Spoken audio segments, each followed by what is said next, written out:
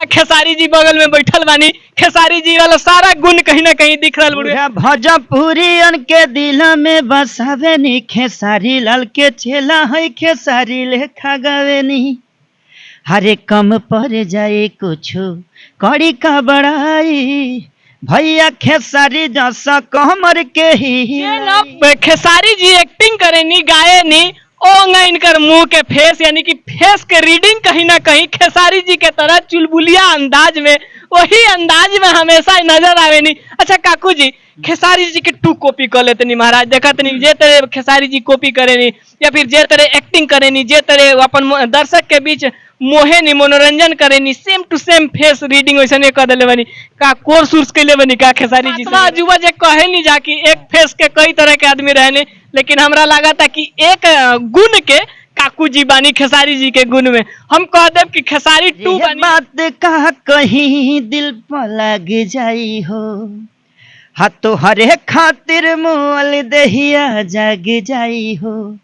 हरे जाग जाई हो हरे जाग जाई हो कि तुहरा गलती पगलती अब हम ना कहब कि तुहरा गलती पगलती अब हम ना कहब।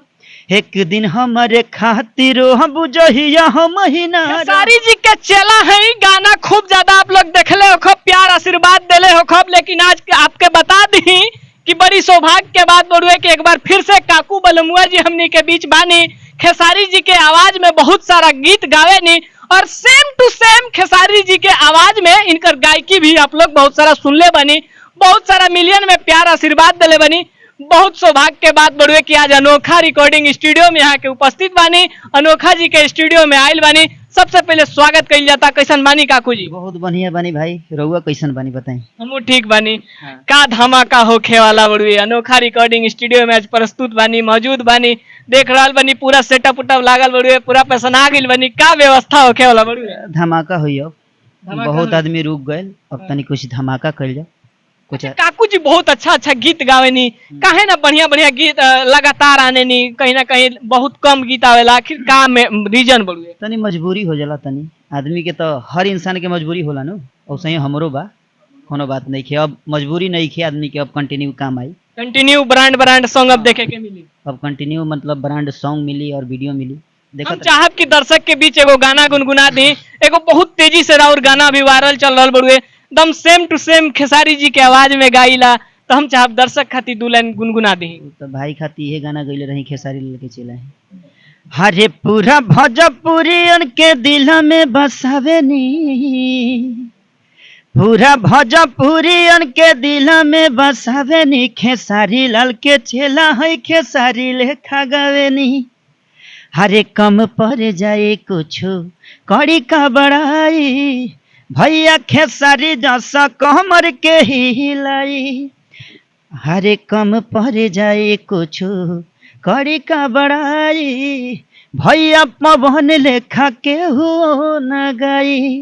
रोकल चाहब देख सकतनी कि जे खेसारी जी एक्टिंग करे नी गाए नी ओंगा इनकर मुंह के फेस यानी कि फेस के रीडिंग कहीं ना कहीं खेसारी जी के तरह चुलबुलिया अंदाज में वही अंदाज में हमेशा नजर आवे नी। अच्छा काकू जी खेसारी जी के टू कॉपी कर लेते नी महाराज देखत नी जे तरह खेसारी जी कॉपी करे नी या फिर जे तरह एक्टिंग करे नी जे तरह अपन दर्शक के बीच मोहे नी मनोरंजन करे नी सेम टू सेम फेस रीडिंग वैसे नहीं कर दिले बनी का कोर्स उर्स के लिए बनी का खेसारी जी संगे रह के? ना भैया के साथे रहल नहीं खी लेकिन कोर्स वगैरह कुछ भी नहीं की कइले बस हो जाला मतलब प्राकृतिक देन हाँ हाँ वो सब भगवान के दिन मतलब कहल जाओ तो सातवां अजूबा जे कहे नहीं जा कि एक फेस के कई तरह के आदमी रहने लेकिन हमरा लगा था कि एक गुण के काकू जी बानी खेसारी जी के गुण में हम कह देव कि खेसारी टू बानी यहाँ के और भोजपुरी इंडस्ट्री में बहुत सारा नाम बढ़ुए इनकर के बहुत ज्यादा इनकर गाना भी बाजेला चाहत कि एगो कोनो बढ़िया लोकगीत अगर कोनो बाज रहा होखे तब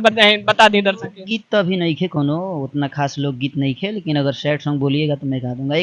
जरूर मतलब मेरा है बात का कहीं दिल पे लग जाई हो ऊपर रील बनता अच्छा खासा है कि यारे बात का कहीं दिल पर लग जाई हो हाथों हरे खातिर मोल दहिया जग जाई हो।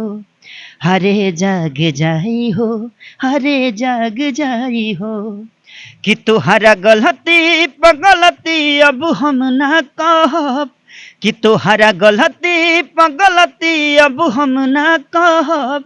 एक दिन हमारे खातिर हम जहिया हम ही ना रहम, एक दिन हमारे खातिर हम जहिया हम ही ना रहम। देख सकत तनी फेस के रीडिंग देख के हम भैया कायल हो गइल बानी।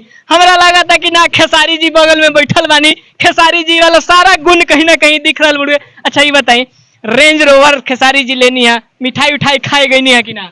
ना अभी तो मिठाई उठाई कुछ नहीं खे मिलल।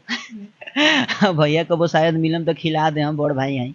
अगर खेसारी भैया हमारी वीडियो देख रहा बानी तो राउर चेला यानी कि खेसारी 2 आपके ही एकदम 2 कॉपी बानी, इनके मिठाई जरूर भेजा दी रेंज रोवरवा वाला, कहे से कि मिठाई यहाँ तक अभी तक नहीं खैले कि ना खाई तो खेसारी भैया के हाथे खाई। का कब खेसारी भैया के? अरे बड़ भाई बानी यार, आशीर्वाद और मिठाई खिया देम दोनों, तो ऐसे बड़ा बात का बा। वाह क्या बात बोलते हैं, दिल जीत लेते नहीं, बात ऐसा नहीं बोलते नहीं कि कहीं ना कहीं आप लोग देख ले हो कब खेसारी जी के बारे में, सुन ले भी हो कब, लेकिन आपके बता दी कि छोटा खेसारी ना सेम टू सेम खेसारी जी के 2 कॉपी बानी। खेसारी जी के हर एक्टिंग, हर अदा, हर कला, हर चीज कूट कूट के भरल बड़ुए, हर चीज कहीं ना कहीं देख। आप लोग अगर कैमरा पे देख रहा बनी तो आप लोग खुद बताएं कि का खेसारी जी के तरह ही एक्टिंग करता नहीं कि ना, खेसारी जी के तरह गावता नहीं कि ना, का कब चलते चलते दर्शक के चलते चलते ये कहब कि जितना भी हमार दर्शक बानी, BH न्यूज के माध्यम से जितना भी हमारे दर्शक देखा था, लाइक करी, शेयर करी, फॉलो करी, हमरों के प्यार आशीर्वाद दबा के दिए, और भैयों के जय हिंद। चलिए बहुत बहुत धन्यवाद काकू जी के, अपन कीमती समय देनी BH न्यूज लाइव खातिर। आप लोग वीडियो के बारे में का सोचता नहीं, का खेसारी जी के तरह एक्ट करत नहीं कि ना, अपन राय सुझाव कमेंट बॉक्स में जरूर दे। फिर मिलब किसी और खबर के साथ, तब तक खातिर जय हिंद।